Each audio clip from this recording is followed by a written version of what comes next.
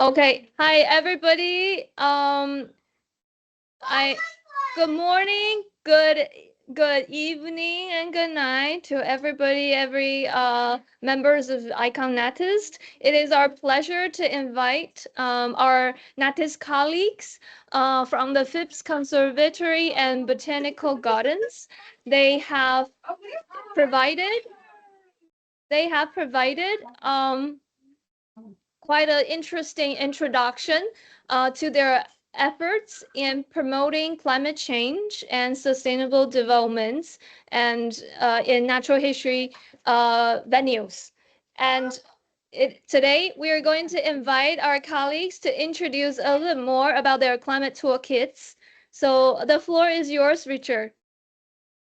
Thank you so much. And thanks everyone for inviting me to speak with you today about the Climate Toolkit and the collective opportunity that I think it has for helping us to all to address climate change. Just a real quick about I'm not sure where my, just a little bit about the agenda for today. I want to first start off by giving you a little bit of background on Phipps and talk about our efforts to address climate change, which is then set up for the opportunities that I think for botanical gardens and other museums, natural history museums, and other types of related organizations to collaborate to address climate change through the Climate Toolkit. So first, just a little background on Phipps Conservatory. We're located in the city of Pittsburgh, which is in the northeast corner of the United States. Our original conservatory opened in 1893. It was a gift to the city of Pittsburgh by Henry Phipps. And it was operated by the city for 100 years. And when it first opened, I think it's important to recognize that this was a time when there was a significant amount of pollution in Pittsburgh. And the conservatory ended up being a place that was a relief from all the pollution from the area that was around it. This was a time when people thought there were no limits to the amount of pollution we could produce or the amount of natural resources we could use. In fact, people thought we were going to conquer nature. Of course, many of us today realize that that's absolutely not true. Nevertheless, the conservatory became a very popular place in Pittsburgh, and people would stand in line for hours waiting to see the various flower shows. In 1993, after steel collapsed in the region, the city of Pittsburgh transferred the conservatory to a nonprofit organization who operates the conservatory today. And we came up with a three-phase master plan to develop the organization to help it grow into the future. Now, part of that was to recognize that we have these spectacular flower shows that we've been doing for over 100 years, that we needed to continue to do those shows for the people in Pittsburgh. But we also saw an opportunity to develop new collections, like things like our orchid collection, which is recognized as a national collection here in the United States. We did develop this master plan, which led to our opening the first LEED certified visitor center in a public garden in the United States. And LEED is a national certification program. Actually, it's an international certification program for green buildings, and it's actually the primary certification program in the United States. So this was one of the first ones to be built in the country. We followed that up by building some new production greenhouses, which were very efficient. In fact, they reached LEED Platinum certification, and a new tropical forest conservatory that actually is remarkable because it's 100% passively cooled. And even though it has this giant south-facing glass wall, it has no greenhouse effect. It's really a remarkable space. We then started to look towards our lower campus, where there was an old public works yard that was a brownfield site. And this is where we decided to build our new education, administration, and research building called the Center for Sustainable Landscapes. And we decided to pursue the Living Building Challenge for this project, which is the most rigorous green building standard in the world. It requires buildings to be zero energy, zero water, free from toxic materials, and it has a whole other series of requirements that look at both human health and environmental health, as well as building efficiency. That building opened in 2012, and it became one of the first buildings to meet the Living Building Challenge. It also met LEED Platinum certification, which is their highest level of certification. It was the first building to meet WELL Platinum certification, which is how buildings affect human health, and the first building to meet CITES Platinum certification, which is all about how building, it's like LEED for landscapes. It's how do you create a building in a landscape that's ecologically friendly. It met BREEAM Outstanding, first one in the United States for operations and maintenance, 3-star Fitwel certification for human health, and was also certified as a zero energy building. The building makes more energy than it uses every year, and it also captures and treats all its storm and sanitary water on site. So effectively, it's a net zero water building as well. It's really quite a remarkable building. Like I said, it met 7 of the highest standards in the world, and it's still the only building in the world to have met those certifications. We were very excited about that building, and it opened us up to really understanding that there's lots of possibilities in the built environment. It's lots of ways that we could be thinking about how we create spaces for our staff and our programs. Was soon after that, we decided that we needed new classroom space for our children's programs. So we decided to build a modular classroom, and we built it towards meeting the Living Building Challenge certification. It was actually PETAL certified. It's another zero energy building, another building that's free from toxic chemicals. And then we moved on to looking at our new maintenance facility. And instead of tearing down that old public works building that was on that site, we decided to renovate that building. And because, maintenance people usually get crummy buildings to live in, to work in, we decided we would pursue WELL certification for that as well. That building met the Living Building Challenge, LEED Platinum, and WELL Platinum certification. Again, it's adaptive reuse of an existing building, and it's really a good example of how to create a place that's healthy for people and the planet.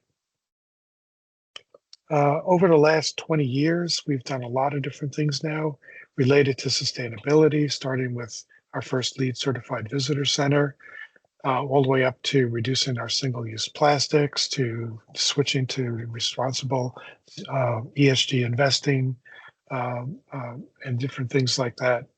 And in talking with our colleagues around the country and around the world, actually, we always get people ask us, well, that's really remarkable what you've been doing, but how did you do it? How can we do it? We have no idea where to start. And that led us to believe that there's a real opportunity here for building on the great camaraderie that exists within the museum community to actually share different ways of addressing climate change.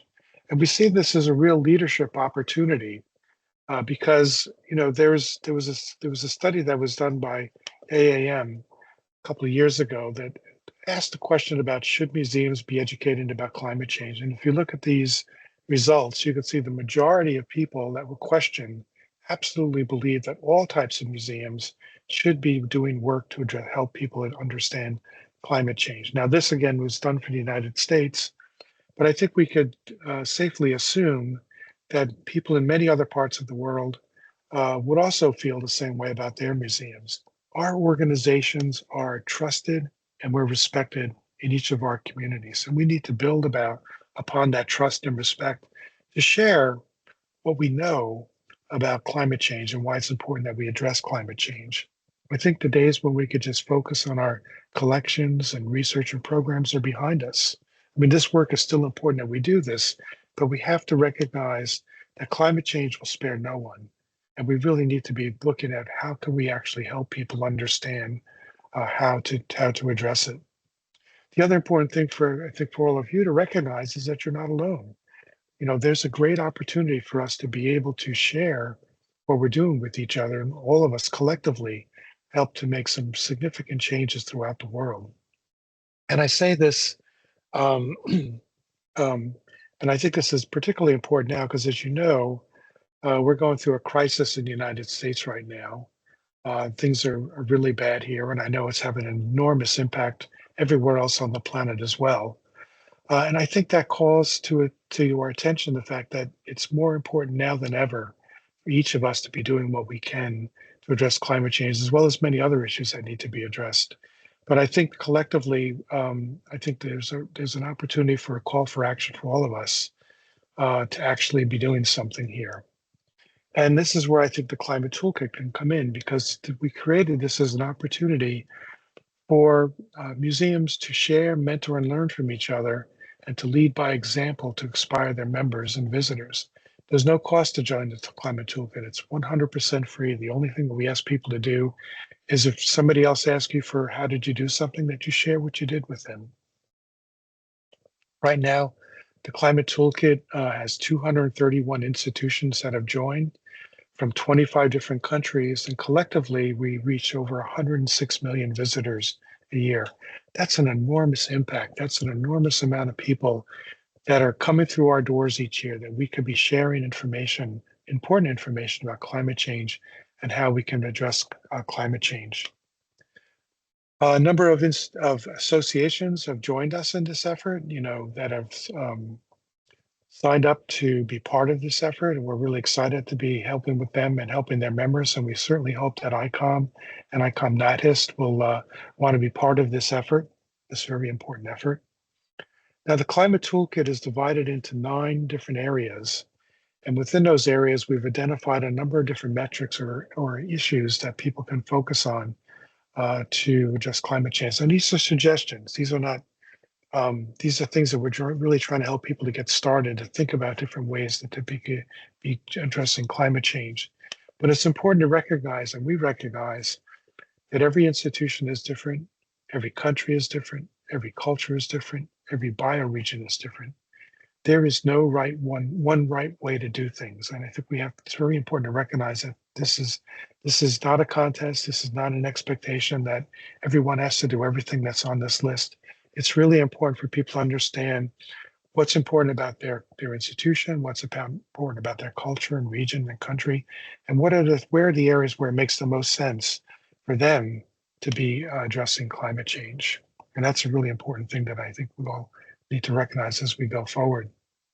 As I mentioned, there's 231 institutions that have joined. This is some of them, represented a wide variety of different types of institutions, everything from botanical gardens to natural history museums, zoos, aquaria, arts museums, history museums, science centers. There's a wide variety of organizations that are joining this, and really, willing to share what they're doing, and willing and anxious to learn about new ways that they could be doing as well. Climate Toolkit is designed to help people find different ways and find institutions that are working in areas that you think are important. So, for example, if you're really interested in reducing your energy use or your fossil fuel use, you can go to the section on energy, click on energy, and it'll bring up a whole series of organizations that are doing work in this area. And then you could search through those list of organizations and find out what they're doing and see if there's something that makes sense to you, that might be something that you should be able to try. Likewise, you can do that with water. If water is a really critical issue where your institution is located, you could find other institutions that are doing this as well. There's also categories for food service. If you're interested in looking at how can you adjust your food service in your organization to be more environmentally friendly, to be more sustainable, or maybe a major focus for you is on waste. How do you deal with the waste? There's a whole section on landscape and horticulture. How do you take care of your properties and your grounds in an environmentally friendly way? Likewise, there's sections devoted to transportation, not only for your staff, but also for your visitors as well. What are some of the things that you can do to encourage people to take care of mass transportation, or to reduce the use of fossil fuels in getting to your institution? Another whole section is devoted to investments, about way to reduce fossil fuels in investments, even expanding that to ESG types of issues as well. There's a section devoted to research, if your institution is interested in doing research. And then there's a whole section on engagement, about how different institutions have worked to engage both their staff and their visitors in understanding climate change. So you can look at all of these different sections and find people who are doing work in an area that you think would make sense for you. I would also like to mention that there's, as you look at these different sections, obviously there are some things that are very expensive to do. There's some things that are very not expensive to do. And depending on where you are with your budget and the amount of resources you have, again, you can focus in on the things that make sense for you, that are things that would be possible for you to do. Recently, we added a new section on bioregions because we recognize that your institution may be in a part of the world that has similar issues to an institution in another part of the world that's in a similar type of climate. So now you're able to sort by different bioregions to see if you can identify institutions that are not only located close to you, but maybe in other parts of the world that have similar types of climatic issues as well. We have been taking advantage of AI to start to translate the toolkit in different languages. Now, again, I mentioned this is we're using artificial intelligence to do this. So the translations are not always perfect, but hopefully they're close enough to help people, to be more accessible to people in different countries and to help them so they're able to communicate with each other and within their different countries. And of course, I would ask if any of you are, you know, um, and if this is one of your native tongue, if you see things that need to be corrected, please let us know. We'd be happy to make any corrections that we can to make this be more accessible to people in other parts of the world. Right now, our goal is to translate in any institution that's in a country that has a particular language. That's what we're focusing on. So as more institutions from different countries that speak different languages join, we will add their languages to the list as well. We have a number of different resources to help people as well from the toolkit. We have a webinar series, a quarterly webinar series. These are some of the webinars that have taken place over the last couple of years. We've also developed a series of working groups to help people, to bring people together to talk to each other, to explore different ways of addressing climate change. And we also have a blog for helping people to, who want to connect with others from other institutions, and a listserv as well, so they can have questions answered in real time. One of the most exciting areas in the toolkit to me right now is the work we're doing with young people. How do we get young people involved? How do we get young people involved through our institutions? Climate change is one of the most important issues for young people right now. They're going to be the ones that inherit what we leave them. So this is a really critical issue for them. And I think it's important. And it's an opportunity for us to show young people that we matter and that we can help them address the issues that are important to them. So I think this is a really critical area for museums to get involved in, to really support young people. We've developed a youth climate network and a youth climate advocacy committees where we're starting to connect young people from different institutions around our country right now and hopefully around the world soon, where they can start to connect with each other and share ideas about things that they're doing. If you don't have a youth climate group right now, we actually have resource to help you develop that as well. So as you can see that there's lots of different ways for people to get involved in the climate toolkit. There's lots of different ways to start sharing information with institutions, not only just, if you're a natural history museum, not only with other natural history museums, but other museums, gardens, zoos, aquaria as well. All of us share a lot of similar issues, and there's lots of opportunities for sharing what we know and opportunities to learn and mentor each other as well. I think it's really critical going back to what I said a little bit earlier, that we recognize that everybody's different. Every institution's different, every culture is different, every country is different. And it's really important for each of us to understand what's really critical for us. Where is the intersection with climate change, the issues related to climate change, where it makes the most sense for you to do work. And that's what we need to be focused on. We don't expect everyone to do everything that's on these lists, nor do we expect these lists to be rigid and set in stone. One of the things that we've started to do now is to work with institutions in other parts of the world to help us understand how can we change some of these metrics, so that it makes more sense. So if you're an institution in Europe or Asia or Africa or Australia, or wherever, how can we start to change some of these things so it makes more sense for your locality. And so we're willing to do that and work with any institutions that want to, modify these things so that it makes more sense and maybe aligns with initiatives in your country or maybe with potential funding in your country as well. So that's really what we're doing with the toolkit. I think it creates a great opportunity for us to share things that we're doing and learn from each other. I'd like to close by just sharing a little bit of information with you about something to think about for the future. Collectively, we're using about 1.7 planets worth of resources right now. And obviously that's not sustainable. And I think if you look at the fact that our unsustainable use of natural resources is leading to things like climate change, habitat destruction, loss of biodiversity, and global inequities. And I think it's important for us to recognize that these are not the problem. These are actually the symptoms of the problem. The real problem is our disconnection from nature. And we really need to be focused on how do we help people, how do we in our institutions connect to nature, but how do we help people make those connections as well? There was a really interesting study that was put out by the Stockholm Resilience Center several years ago about the UN Sustainable Development Goals. I'm sure everybody's familiar with these. And they said, this is something that all the countries in the world voted on these things. They said, this is something that's really important and we need to address. And they said, but nobody's really looked at how can we actually meet those goals. So they modeled 4 different scenarios about how can we meet the sustainable development goals. And they looked at business as usual, higher economic growth, trying harder on all fronts. They even looked at doing something totally different, what they called bold transformational policies.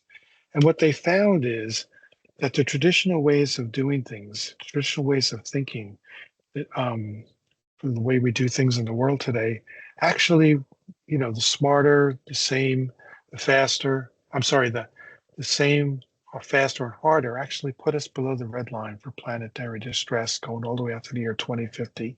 Only this transformational model actually started to reverse some of the damage we're doing on the planet. And interestingly enough, that's also the one that actually helped us achieve the highest number of sustainable development goals as well. So I think it's really important for us to see that this idea of transformation, what they call transformation, is something we really need to think about. Okay. And when we talk about transformation, I I uh, I think of it as something related to regenerative thinking. And just to really close on this thought, I'd like you to think about how you interact with the world and how you think we should be interacting with the world. And I'd like to refer some of this work that was done by Carol Sanford, where she talks about these 4 different paradigms of how we can interact with the world. And the first model she talks about is called the extractive model. In this model, people see the world as fragments. It's all about me. It's like, what can I take? They don't think about who they hurt or what they're going to hurt. As long as they get theirs, they're happy. This is basically how most of the world works right now. She then talks about the less bad model. Again, people still see the world as fragments, but now they're trying to stabilize them. They're trying to be less bad. This is where the environmental movement started. Think about reduce, reuse, recycle. The third model is called the do good model. Here now people are trying to make things better. But the problem with this model is it requires somebody to decide what good looks like. And that's not always appropriate for everyone. We're all different. All our places are different. Different good looks different no matter where you are, depending on where you are in the world. The last model she talked about is the regenerative model. And here we recognize it's not fragments, we're all wholes.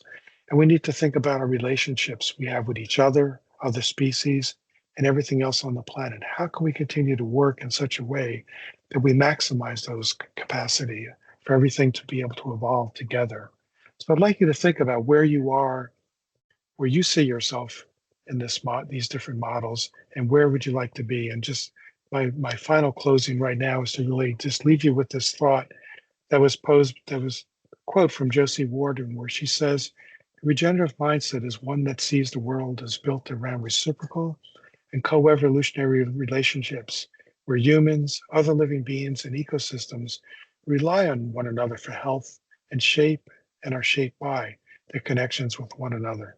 This is where I think we want to eventually go. This is something that we, as the toolkit continues to evolve, this is where we want to help people move to. So I hope with that, you'll think about joining us. It would be great to have you as partners in the effort that we're doing to address climate change. And I'd like to thank you for being here today. And thank you very much. Thank you very much, Richard. I remember in 2017, Iconnatus has this opportunity to have our annual meeting in the Carnegie Museum of Natural History. So I also took this opportunity to visit your botanical garden. It was amazing. And your presentation really did reminded a lot of things. I think collectively in the museum community, we've been talking about how the relationship among people and the relationship between people and the environment should not be transactional but transformative. And this is like interesting. We had this thought in different places of the world simultaneously without any pre conversation. And I also think that the toolkit looks very convenient, especially I think for a lot of institutions. Nowadays, the governments might be asking a lot about how we can improve our decarbonization, for example, institution-wise, and then the institutions have to come up with strategies. And so this toolkit definitely offers a very convenient structures or different structures for institutions to take reference and draft probably their strategies. There are a few questions I'm curious if I didn't pay enough attention. If any institution or any museum communities are interested in joining the environmental toolkit, what is the process? It's actually very easy. That's a very good question. I'm glad you brought that up.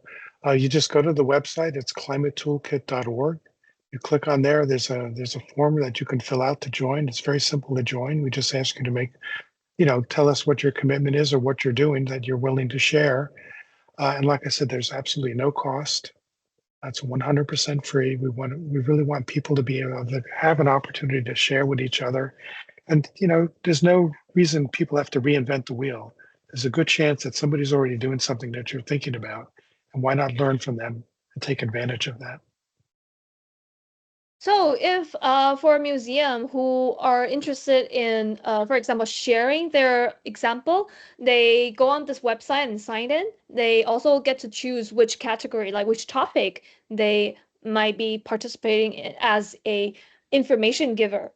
And then there would be like certain format that they have to follow when they're providing the information, right? Is there Yes. anything that they should be aware of or prepare for? No, I think if they go through, it's pretty straightforward. If they have any questions, they can contact us. We have a staff member who's very great. He's Andrew Lample. He'd be willing to help them, talk them through any of the questions they might have to make it very easy for them to join. Okay, and I'm also curious that if this climate toolkits is widely used by, for example, schools like senior high schools or middle schools. Do you know any of these cases? The toolkit is really designed for museums right now. We certainly, anybody can look at it and get ideas from it. Part of the toolkit, though, is we are developing the section related to getting young people involved. So we actually do have members of high schools and college students that are joining as part of the youth climate networks in these different museums. So they're actually reaching out to schools to do that. So that's where the schools can get involved, is through a museum, um, and then become part of the toolkit. Sorry. I actually imagine that with this toolkit, collecting a variety of examples, I'm sure institutions outside museum community will be also interested. So again, thank you all very much for this effort. I think this is really meaningful. And I think for the next, okay, thank you very much. I think I can probably just copy paste this information, this page through the newsletter and share this video and also share these information to our not just members and also the subscribers of our newsletter.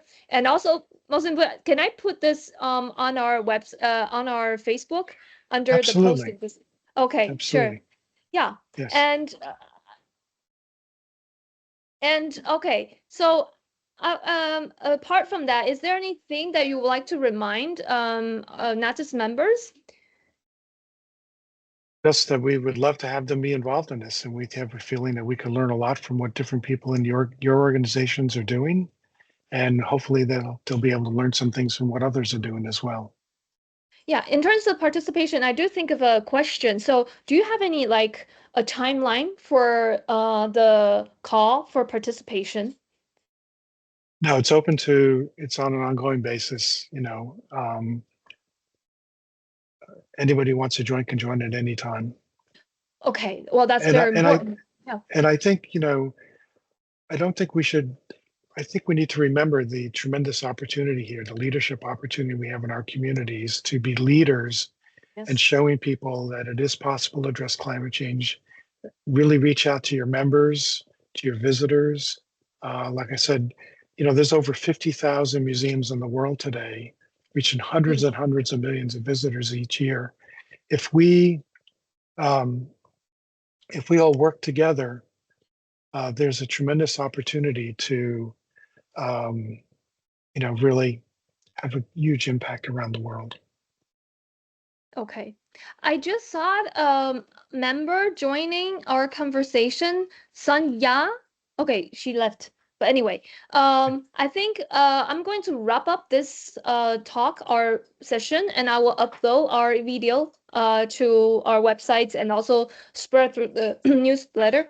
But my last question actually has nothing to do with climate change because I noticed in your introductory part you mentioned some sustainability issues, and I saw this term sustainable landscape. And it occurred to me that I remember my trip to the Carnegie Museum of Natural History. We also have a field trip to the research side of the museum. And one of the researchers shared with us how the museum and I think also conservation sectors of local government is trying to promote native plants for horticulture. Right. Yeah, and I'm really interested about that because in Taiwan, I for example, I've seen the trees grown in the pedestrians or how to say walkways. A lot of them are not native species. And some of them, for example, now in this season, I'm sure you know, it's the cherry blossom is very popular both in Japan and probably in the DC.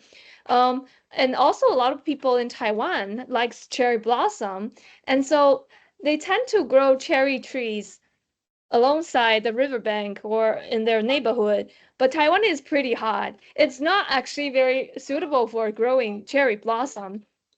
Um, and so I asked some of the, local experts, and, it's not a very suitable species in this place. And there are a lot of native species that also have very beautiful blossom.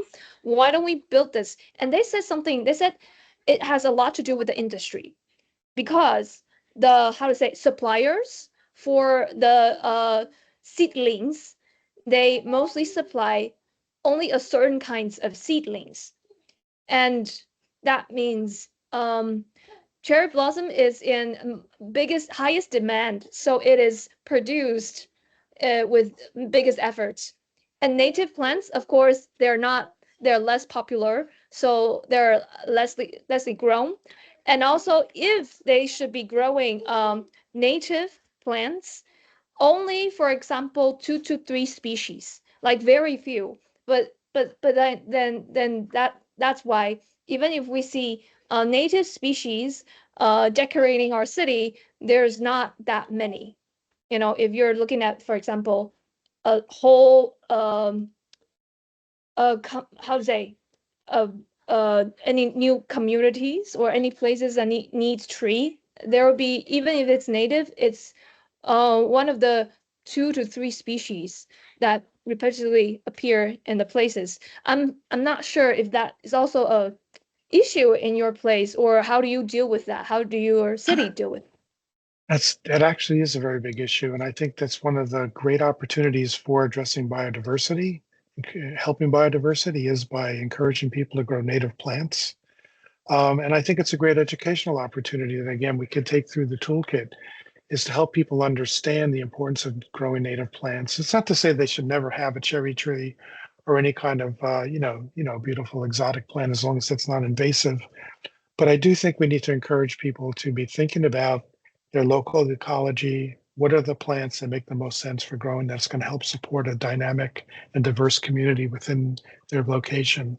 And again, it's a great opportunity for engaging with the public, engaging with our audiences, and then as when people learn about something and they want something and they want to purchase something, that's going to encourage the suppliers to provide those plants as well. Thank you very much. Again, this shows a very good positive way how Climate Toolkit can also promote issues like this. So thank you all again for your efforts. And I hope that we'll see more examples from our NATIS members in the Climate Toolkits. Thank you. Good night from Taiwan, and it's good noon to you in the US. Okay, bye-bye. Bye-bye.